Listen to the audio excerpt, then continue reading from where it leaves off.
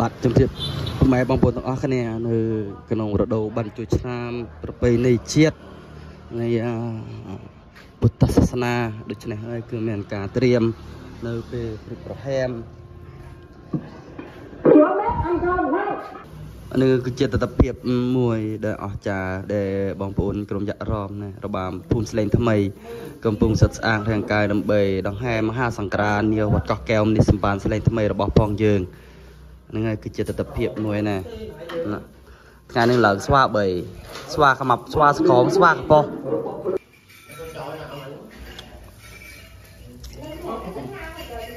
เราkhông có được không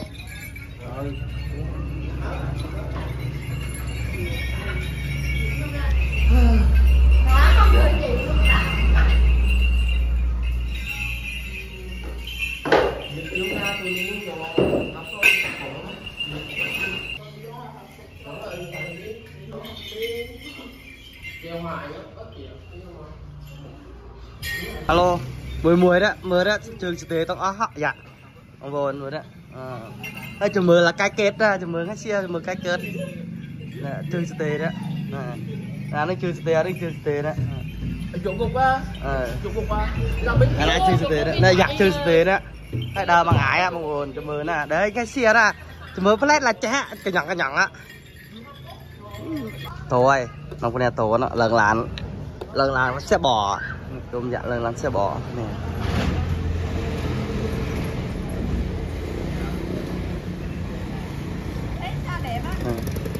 bạn nữa cứ chia sắc cả một phiệp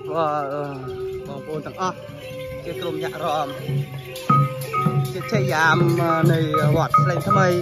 này có theo mình bán lên thăm mây tôi chối vai cùng tôi chối vai cùng lục lên cừu đúng không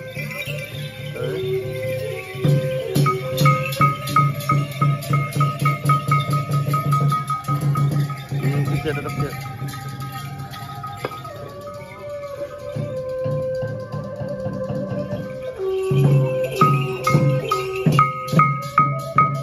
tôi chứ rất tôi cả nhạc hay rồi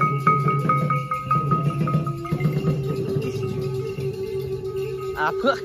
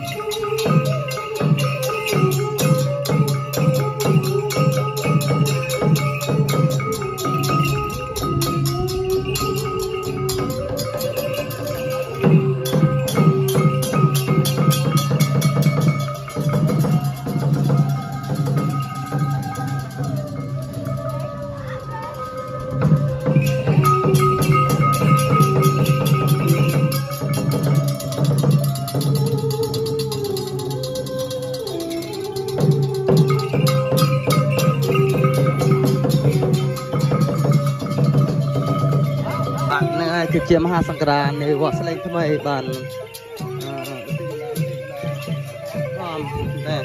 เนอเวงเนอโอรูบาท เ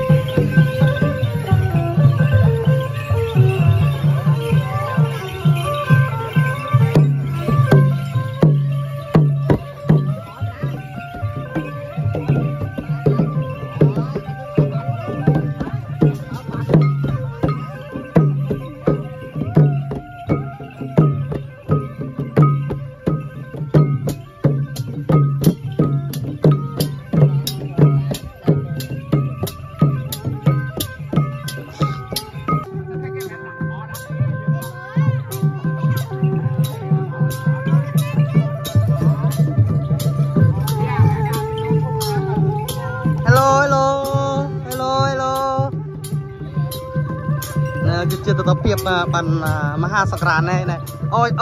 cho bạn này nè nữa ơi vót cọc kèo mình sầm pán sờ lên thâm mây này cái buôn đằng hè mà ha sạc rán cho năm thâm mây cho năm xanh nè nè sắp tạt sắc bút sạc rai bìa pòn hốc sắp làm buôn cứ sạc rai bìa pòn nó phơi pram nữa ơi cứ cho năm xanh bạt nữa ơi cứ cái ngày đằng hòm nụ mà ha sạc rán vót cọc kèo mình sầm pán sờ lên thâm mây nó bao phong dơi nữa ơi cái cà điệp tròn này.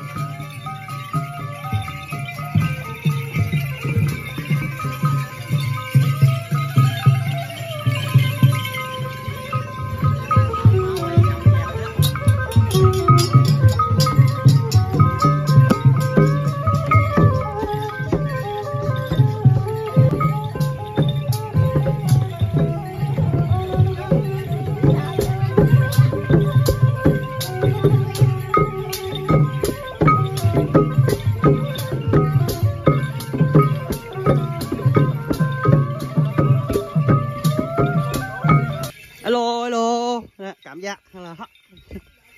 bóng vốn là giặt tùng giặt cái này nữa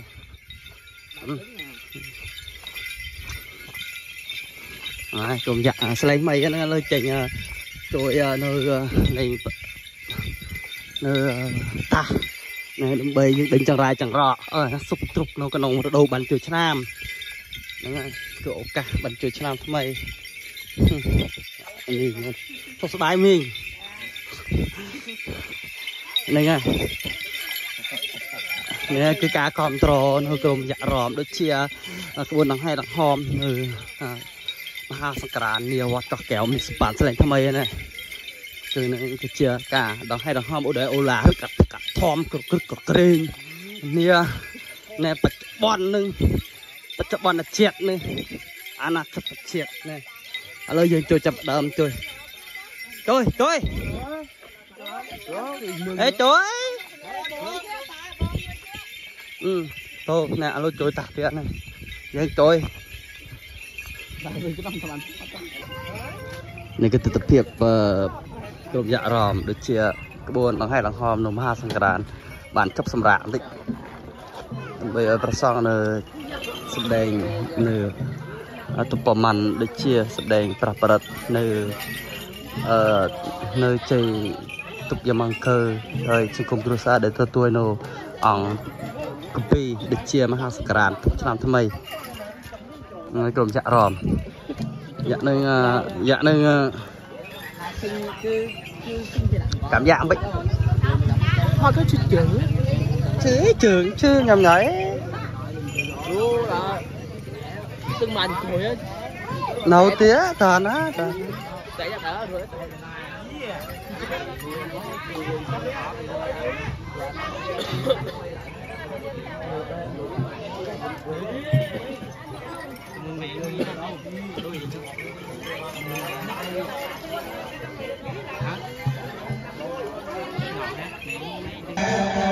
chưa tập hiệp mà đều là nam đừng play big bet khoe nè chắc ông đạp xanh nghịch đây đặt cò đặt e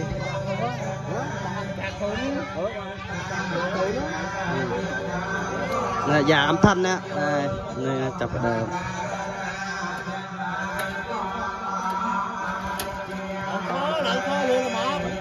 khoa lực á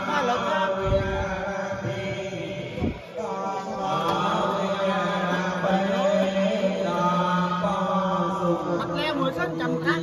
lẹ đó mẹ luôn ra nó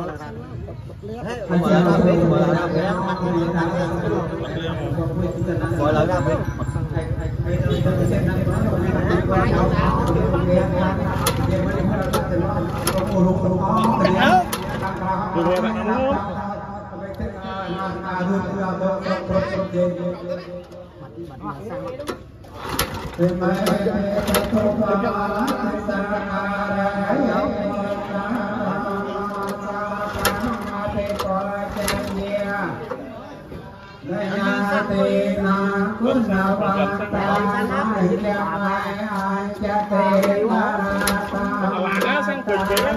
lâu là xí bài trẻ đó nè.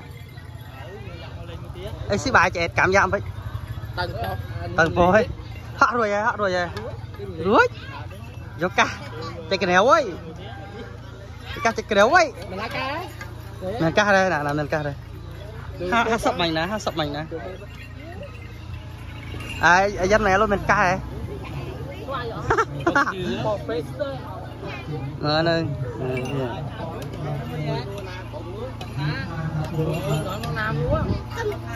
Khai giặc à? Mình khai thế? Nuôi nè? Nuôi nè, cái nuôi nè? Hả? Ủa nuôi hay mình tụi riêng thế? Hay nuôi nè, xe bài nào nè, xe bài nào? Xe hơi? Phải đi xe nào mình? Xe cái nào nướng nè, từ tuổi mình nè. Cái nuôi nè? Ủa nuôi rùng đi, anh nuôi tụi mềm mua rùng? Tụi mềm tối. Là nó thế yếu vậy á? Khai dại à? Mình khai thế? Hay mà có ca dại không? Này của bồn chính bì riêng nó lâu. Sốt xa chính bì riêng nó lâu một con trò nè, nồi cơm dạ rõm nè. Nè lâu bỏ bù. Quá trời.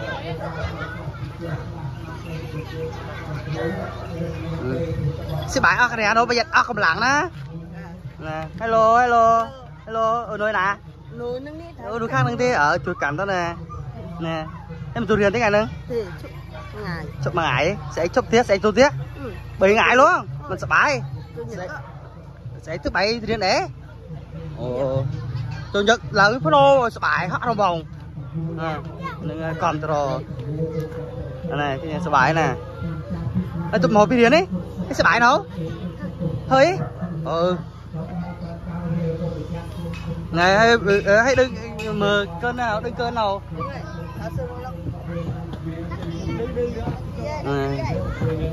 Cứ bỏ vốn nhậu luôn nè. Control 10.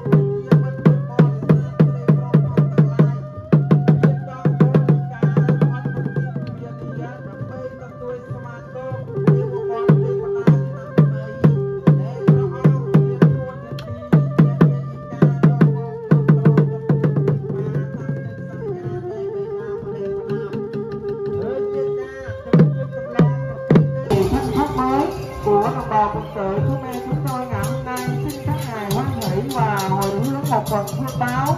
đến các bậc ăn năn, ông bà, cha mẹ của toàn thể đồng bào quý Phật tử Việt Nam tất nội xin được hưởng một phần ân huệ và được thọ cảnh thanh nhàn đến cảnh an vui cực lạc và một phần chúng tôi gia đình ông bà, cha mẹ còn sống hiện diện chúng ta này cùng có thể được một phần ăn rất là được sinh hoạt thật bền và chúng tôi xin được luôn luôn năm nay đến các làm hậu làm lễ các tài các nhà các áo hảo huyền không và thường sinh đến lần này các anh đề và anh vì truyền pháp của Đức Phật Thích Ca Mâu Ni mà thời pháp luân tâm tự hay là các bè tay như chúng tôi thực hành cũng là pháp luân như thể và đặc biệt ba tầng dưới cao một là bậc trần cây hai là bản thiên đàng ba là ghép bài còn bốn Phật tử đồng bào bạn nữa này cứ dạ ròm nè rồi tăng lên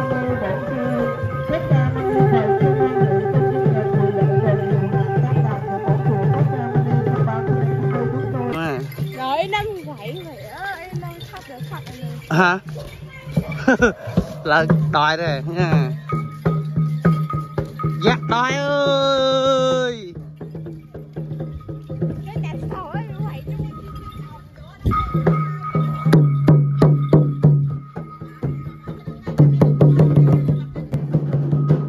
Giặt cho ta, giặt cho ta, giặt cho ta.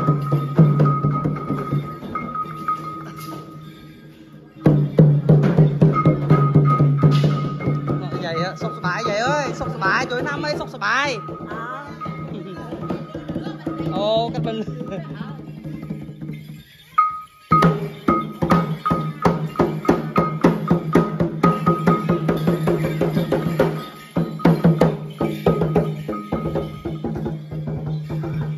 Màu ơi.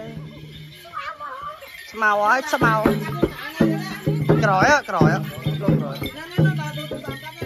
Sao màu ơi, sao màu cụt khắp mai ơi.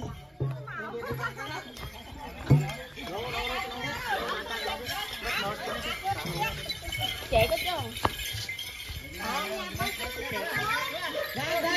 Dạ, cho nó tía.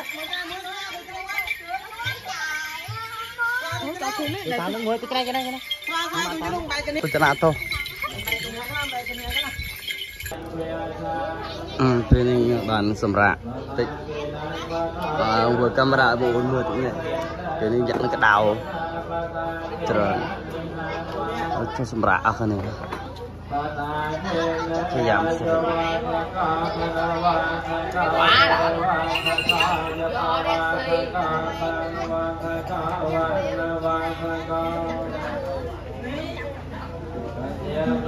Cái giảm bộ xe xe này.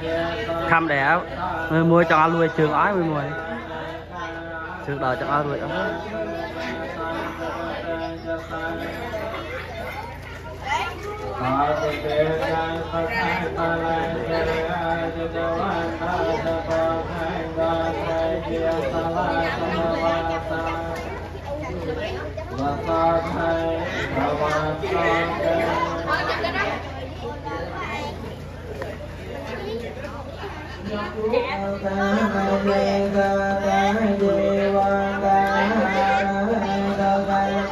Con bồ nó một chạm phần.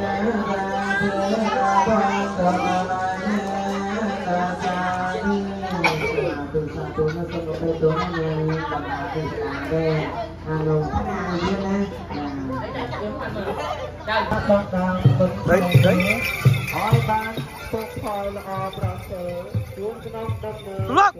Tốt.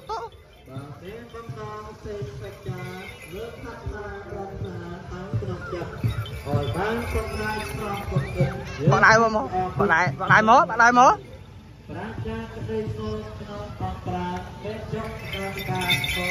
Cái này rồi đó. Lấy.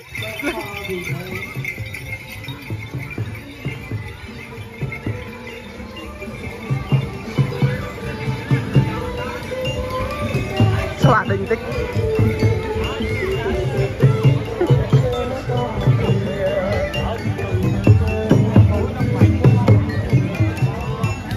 Chụp tía ơi, chụp. Rồi lặn cách lừa đi chứ. Lặn cách lừa đi. Bây giờ còn cô dây màu xanh cho nó lên cái cọt cái sạc á. Nó bằng hả. Dây xa cái cọt đi.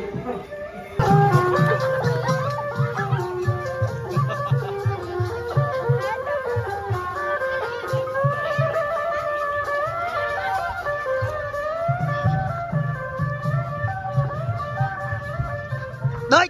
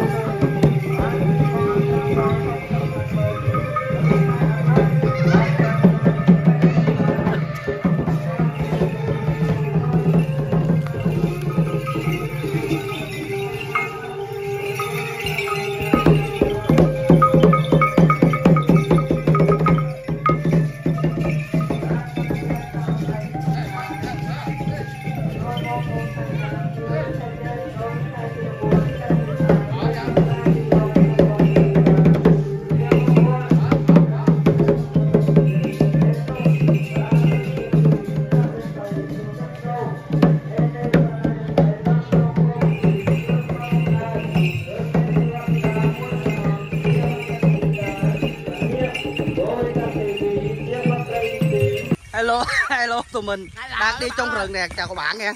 Đây anh em nè. Đây Lạc ở gì Lạc? Lạc đi trong rừng nè, đó. Rừng cây dừa nè, không có gì, không có ai hết nè. Không biết đường ra luôn, bây giờ ở Tràm Mìm á. Không biết chỗ nào mà ra luôn. Đó, khách đang chờ mình đi lấy tiền kìa. Quá trời các bạn. Quá trời kìa, quá trời luôn nè. Dạ.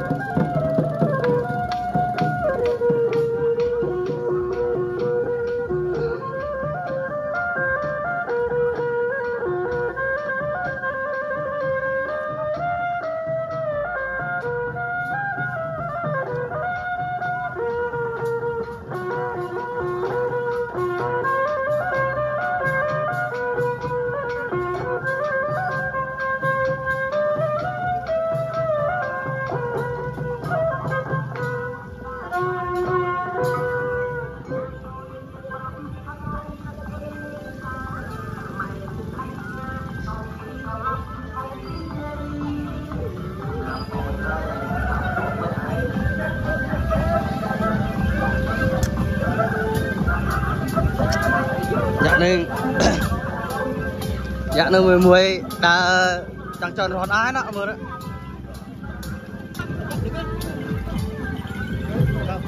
dạ nó cái đào trường chứ trường ai dần bán chọp à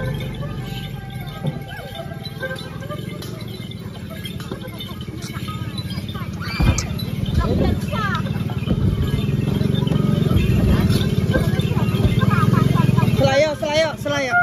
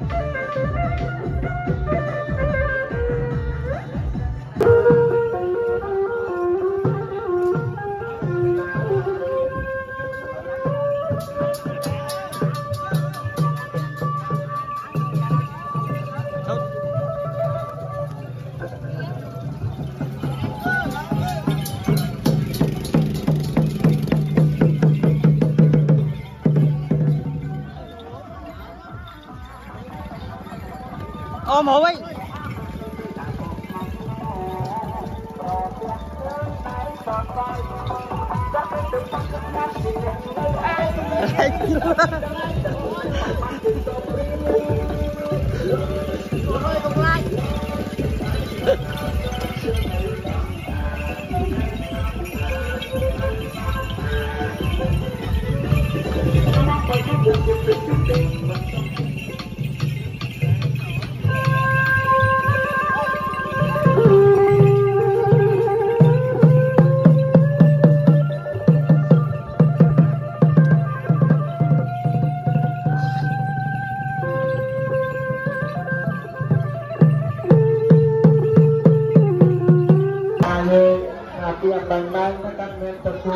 Đi đâu? Trời.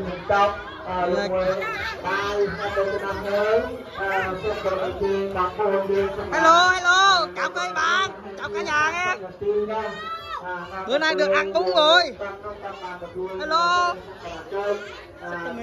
Bữa nay kìa chưa? Là miền nè, thắc bò san nè, trong lo trường bò sling chặt.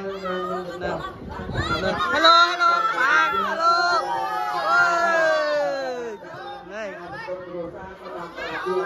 Ai vô từ từ vô, từ từ. Đưa đây. Rủ lên bình biệt đó, quân đoàn mạng lên hai con rồi mà không được thực hiện đây, mà các tập tuổi tiền là bên đây đây. Xí đâu? Bên xây.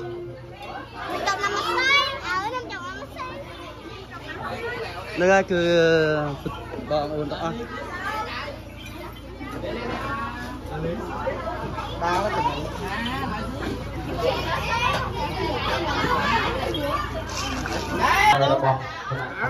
quá ốc cho cái này này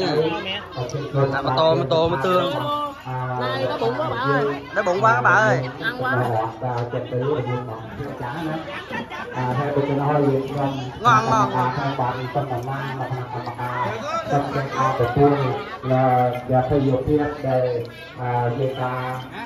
dạ xin nặng tôm tương tối tạt tạt đó buông bình luôn chọc cái này ta về ta để men thực hiện được ra men việc ta bọn nhẹ nó dừng lọm này theo vô này cái bọn nhẹ dừng lọmเป็นมาสังคมเจ้าต้องเป็นเราฟังบทความไปยินพวกนี้คือเวลาเป็นอะไรเป็นยังไงรวมเดินอย่างเที่ยวไปดูไปดูการเกิดขึ้นถ้าบองปูนแม่ยืนnàyสวยกันเนี่ยในไงจะทาคลักบ้านเอาตะบานพบในไงมวยแอดดำไปยืนกับดอหนึ่งกำที่ดังให้ดังหอมหนึ่ง5 สังกรานต์นะคลักตอคลักจานคลักเตืองนะบ้านปนาบ้านเอาตะบานพบจับช่วยบ่บูโอ้ยเ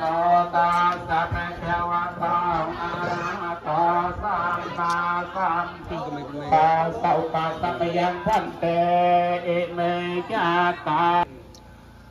ปัจจัยเยปะเดกอนอนโตอามาตังเตธาราตังอาตายาหิตายาสขายาสมอัตโตตนีมันตายไปดักด้วยเชี่ยดังสังเขยทะเลโตตาตังพระธรรมโตตังเมืองนั้น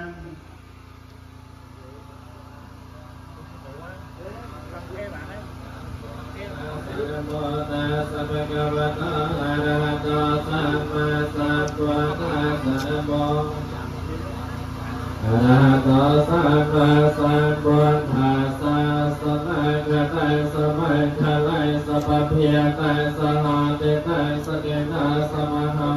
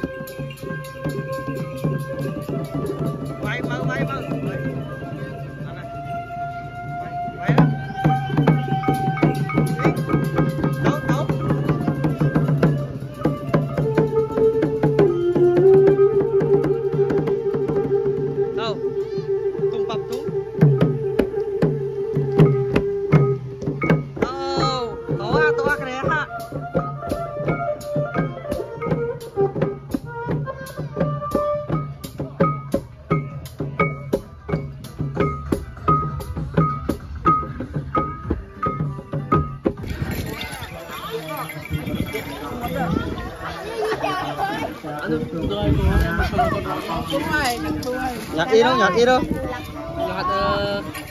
Nhặt lập chết rồi vô là cái là chép là cái là chép là cái chép phải chưa lật chép là cái nè nè xoay lật chép ra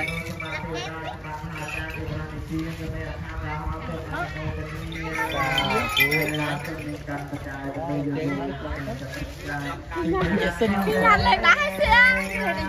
ngọt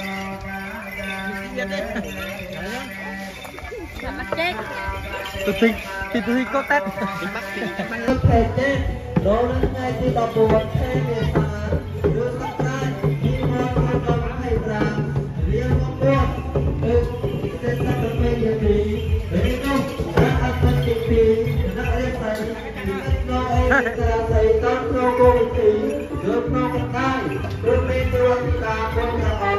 chia bằng cân đi tình cả bất liêm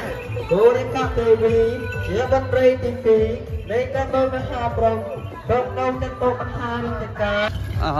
เราบอมปอนยืงจากออกเนี่ยได้บานเราบามจะรอมได้จิตบามเชียร์มันเลยเราไปทั้งไอเสียจิตมองประมวยเฮยทั้งไงลงงี้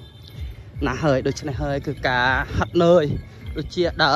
ดอจงไงเชี่ยเฉลิมกิโลเมตรหนึ่งเลยโดยเนยสมได้เนยกันเอาตาหนีมวยโดยเชี่ยเนี่ยได้จะดึงอุปตรสอบจังไรนั่นโดยเฉพาะเฮยคือกาเดอเอาคือตัวจ่อยบัดเอาให้เอาเดอมวยเอาจังหลบบุตรที่โยงเจ๊กเอาให้นึงไงคือกาสลับปะเลยเจียนจึงเมียนแควเมียนศกเมียนตุกเมียนคือแบบอย่างคือคลาคือตัวจ่อยเอาให้เราหนูเตอยืงยืงเดอตามรอยเกณฑ์จึงนึงไงคือกาวิตเนียนะเยอะcái này này giờ chạm dưỡng bạn đây alo bút nè cứ đỡ rồi sao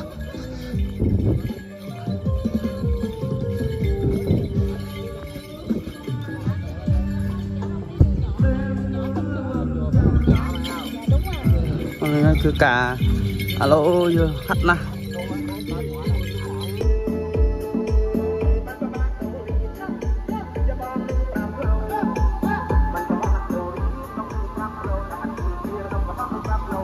về trôi chen trôi một tịnh mà đòn về dục về việt tây nửa thứ hai đọc mùi cát đọc mùi đây ngayคือการกำลังที่มหาสงกรานต์ไปเจอให้ประคับปีในวัดกะแก้วมันสิบปานสไลด์ทำไมหมดได้ทีนี้ก็มีอบาสกอบาสิกาโดยเฉพาะบริษัทนะบันตตัวนู่นนะผู้ชนีห้าจำปอในลุกใหญ่ลุกตามีหมอบโอด้วยเชียร์กลมยะรอมแต่มวยบานตัวในประเด็นสันตระอัมพีงบจำในเครื่องบริโภคในดำไปเอาเมียนกำลังในเดิมมาง่ายนึงไงนั่นดึกชนะให้คือเมียนกาบริโภคเฮ้ยเนี่ยเป็นลือแจงจางรักสมัยในปปือพอเนี่ยก็เมียนจับดำลาเมียนปื้ออะไร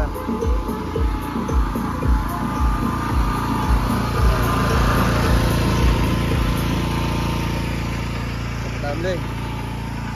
nàyคือการวิธีกันเอาโอกาสบรรจุชนามทำไม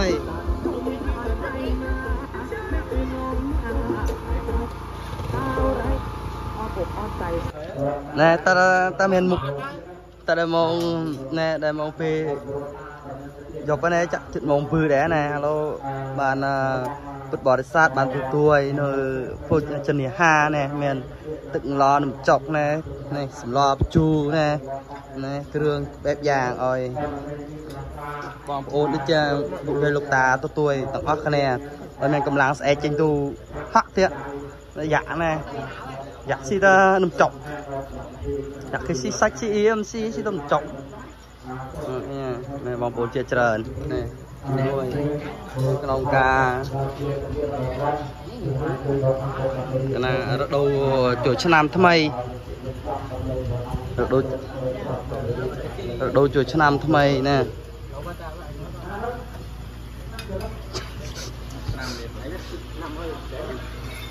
là mùi nó xoa mùi nó xích cho nó chừng kịp phật Chị hơi mất cảm ơn cảm thế luôn. rẻo quá khóc rồi. Mà cô ná sầu lăng là ná sầu lăng. Sầu lăng ăn ngô. Này, bò bồ hô hia luôn này.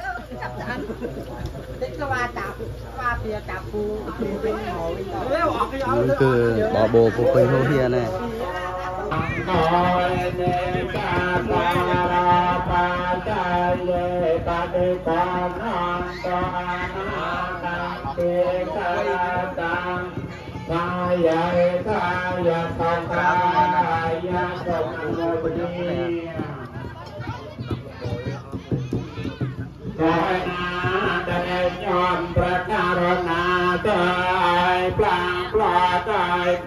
ประคองเกียรติจ่าส้มประสองเกียรติจ่าอาบนักกายงาม នឹងអាចចាប់បរិស័ទចំណុះជើងវត្តកោះកែវមនីសបានស្លេកថ្មីរបស់យើងណែបានទទួលប្រទេសសន្តរៈភោជនីយហាណែហើយបងប្អូនណែគ្រប់ត្រនៅក្រុមយក្សរដ្ឋដូចជាក្រុមដង្ហែរហមនៅមហាសក្រានទាំងអស់គ្នាណែខាងលើហ្នឹងមួយថ្ងៃឯងដល់លេងមួយថ្ងៃ Hello មើល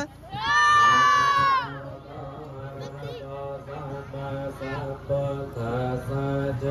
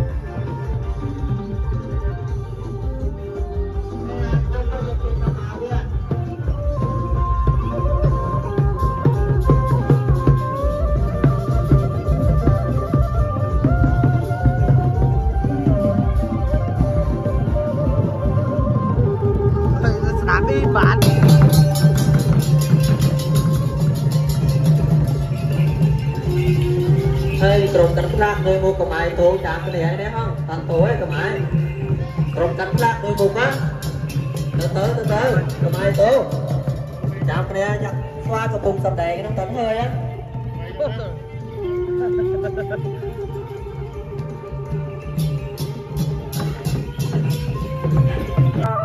បាទដូច្នេះហើយគឺអង្គប្រាក់កម្ពី4ដងហេដងហមមហាសង្ក្រាននេះវត្តកោះកែវមនសិបាលស្រីថ្មីឈាមជួយទីបញ្ចប់អត់ពីវត្តអារាមណាវត្តកោះកែវមនសិបាលស្រីថ្មីដូច្នេះហើយនៅមួយកន្លើទៀតជប់មួយកន្លើនៅគេអដ្ឋានរបស់ពុទ្ធបរិស័ទដែលទទួលនៅអង្គពីដូច្នេះហើយដែលព្រះសង្ឃសម្ដែងទុបបាននៅក្នុងប្រទេសហើយបានយើងដងហេដងហមជួយកាន់វត្តអារាមដូច្នេះហើយសូមពុកម៉ែបងប្អូនទាំងអស់ណានេះគឺជាទស្សនវិជ្ជាទាំងមួយដែលអូឡារកតកធមបានចូលឆ្នាំថ្មីប្រពៃណីខ្មែរជាតិខ្មែរយើងដូច្នេះហើយសូមពុកម៉ែបងប្អូនណាជួយគ្រប់គ្រងទាំងអស់គ្នាណាយើងនៅខាងមុខនេះគឺមានលើដែលជួយថាពុទ្ធបរិស័ទ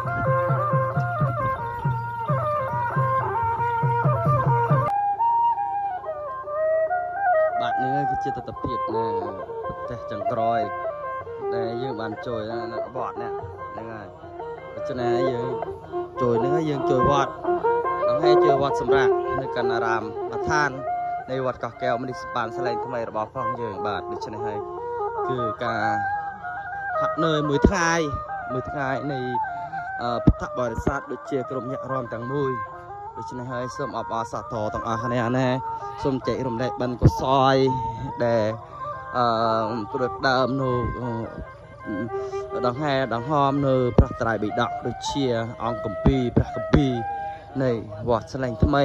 ណាដូច្នេះហើយសូមពុកម៉ែបងប្អូនដែលទាំងអស់គ្នាដែលទស្សនានៅក្នុងកម្មវិធីដងហែដងហមនៅព្រះត្រៃបិដកសូមឲ្យមានសុខមានសុខភាពល្អណាទៅដល់ទីណាដោយនៃក៏មានឆ្លាស់មាសទាំងអស់សត្រូវទាំងអស់ដូច្នេះហើយសូមពុកម៉ែបងប្អូនទាំងអស់ណាដែលចប់ដោយបរិបូរណ៍នៅថ្ងៃទីដំបូងថ្ងៃទី1បាទ